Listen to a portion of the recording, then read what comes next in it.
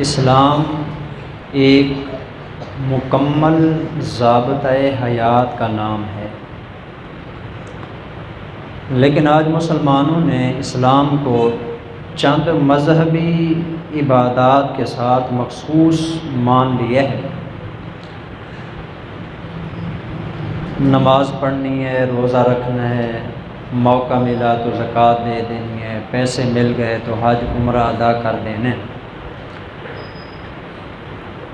حالانکہ اسلام کی جو سب سے اہم ترین خوبی ہے، جس سے انسان کے مسلمان ہونے کی پہچان ہوتی ہے، وہ یہ مذہبی عبادات نہیں ہے۔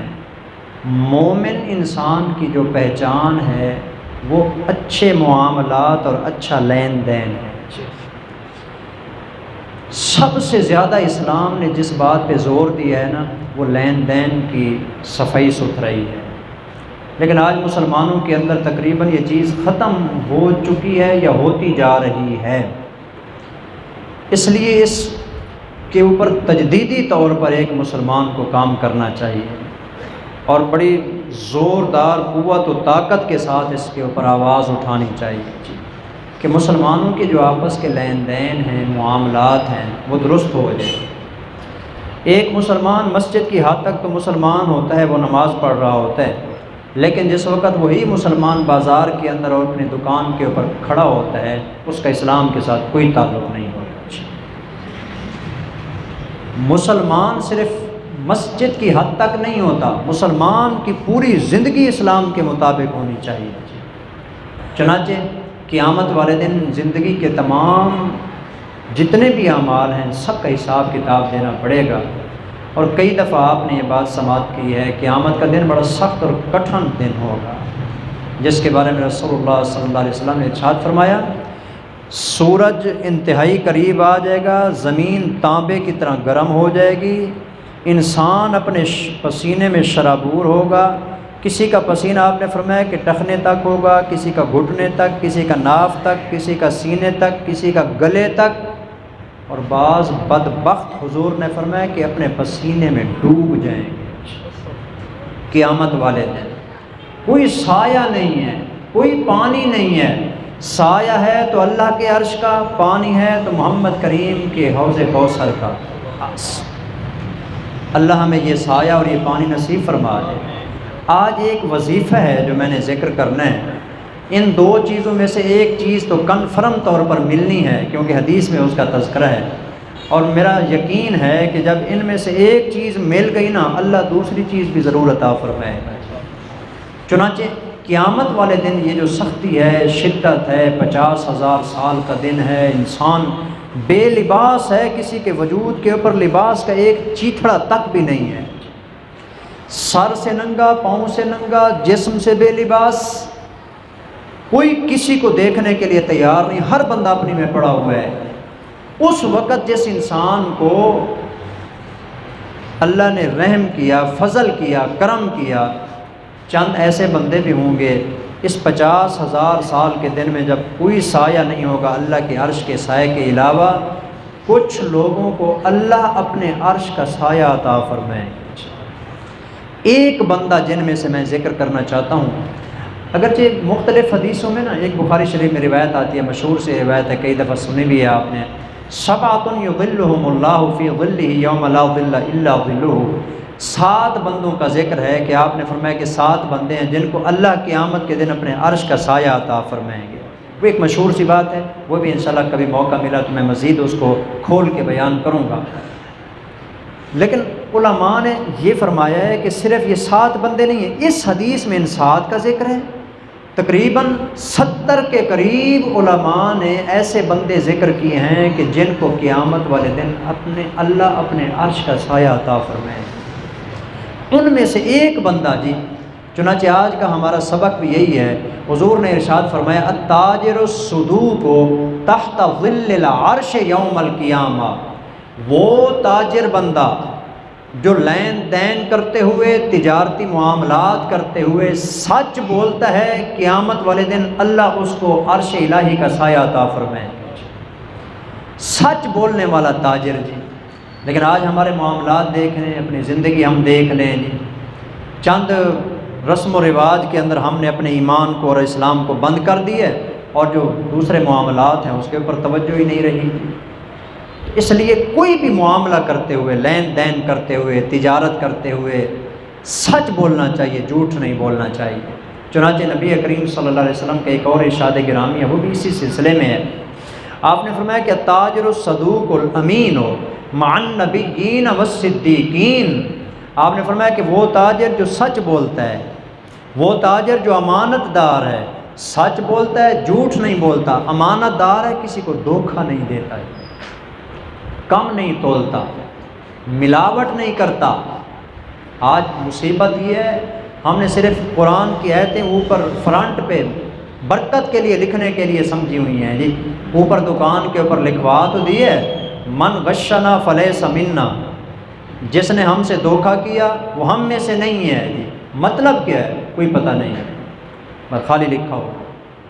یہ کس موقع پر آپ نے حدیث ارشاد فرمائی تھی جی؟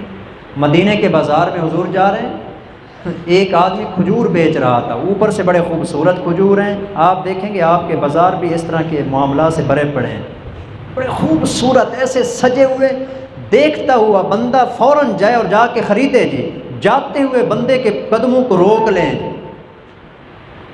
حضور آگے گئے، یہ آپ نے اسلام نے اپنا بازو اوپر کیا، یوں یہاں تک اپنا بازو کر کے نا اپنا پورا ہاتھ اندر گھسا دیا، اندر سے کچھ کھجوریں گیلی گیلی اور نرم نرم اور کمزور اور ماڑی قسم کی کھجوریں تھیں۔ آپ اس میں سے نا ایک اندر سے جو ہے نا ہاتھ بھر کے لے دکھایا، یہ کیا؟ بس حضور کھجور رکھی تھی، اوپر سے بارش آ گئی، اس لیے جو ہے نا تھوڑی گیلی ہو گئی ہے، میں نے اس کو اندر رکھ دیا، اوپر اچھی کھجور رکھ دی ہے۔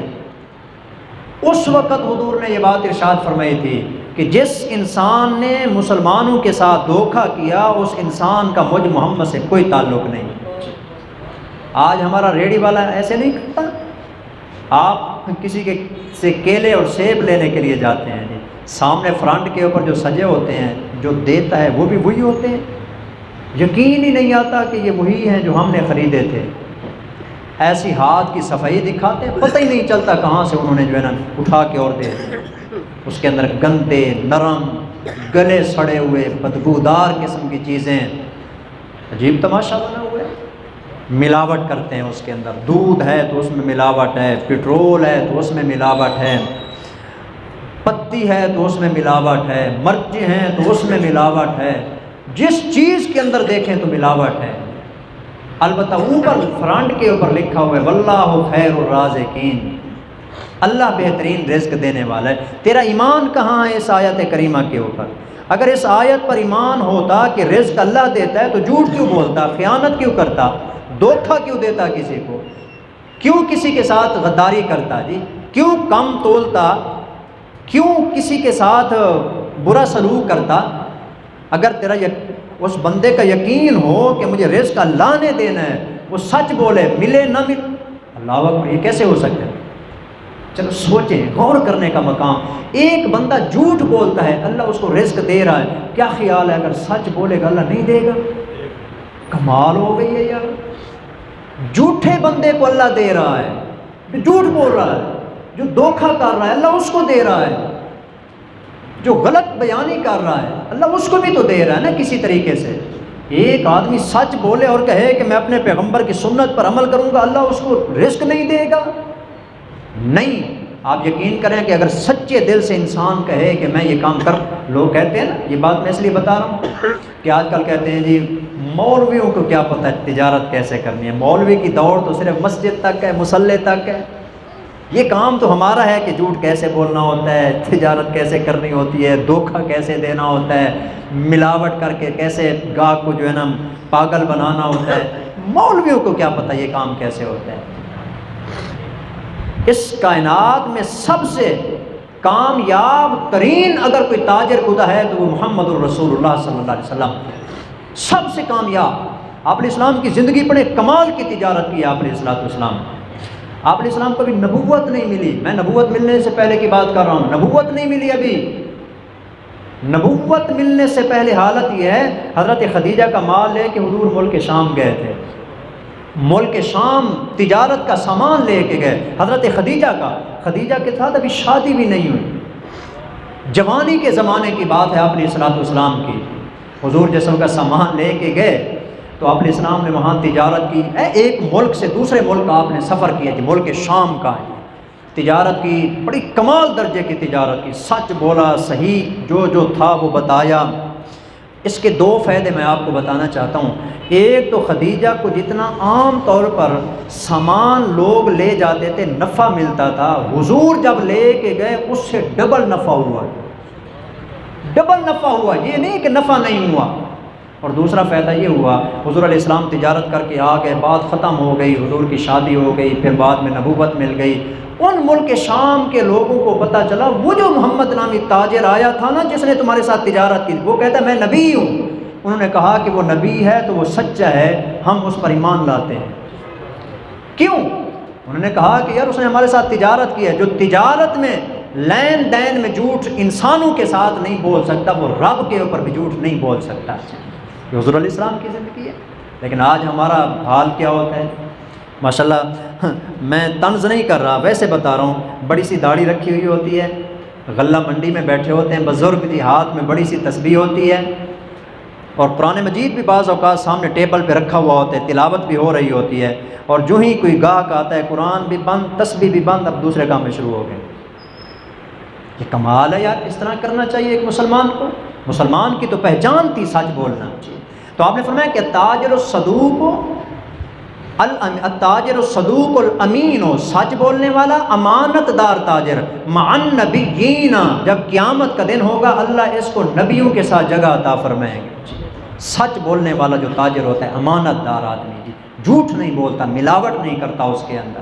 چنانچہ اس لیے اس کے اوپر ہمیں تھوڑا مزید غور کرنا چاہیے۔ ہر بندہ اپنے نئے سرے سے زندگی کا آغاز کرتے ہوئے سچ بولنے کی عادت ڈالے، خاص طور پر تجارت کے معاملات میں جی۔ چنانچہ آپ نے فرمایا التاجر الصدوق تحت ظل العرش یوم القیامہ، اگر کوئی اللہ کے عرش کا سایہ حاصل کرنا چاہتا ہے، زندگی میں معاملات میں سچ بولنا شروع کر دے، اللہ قیامت والے دن اپنے عرش کا سایہ عطا فرمائیں گے۔ اللہ عمل کی توفیق عطا فرمائیں۔ وما علینا الا البلاغ۔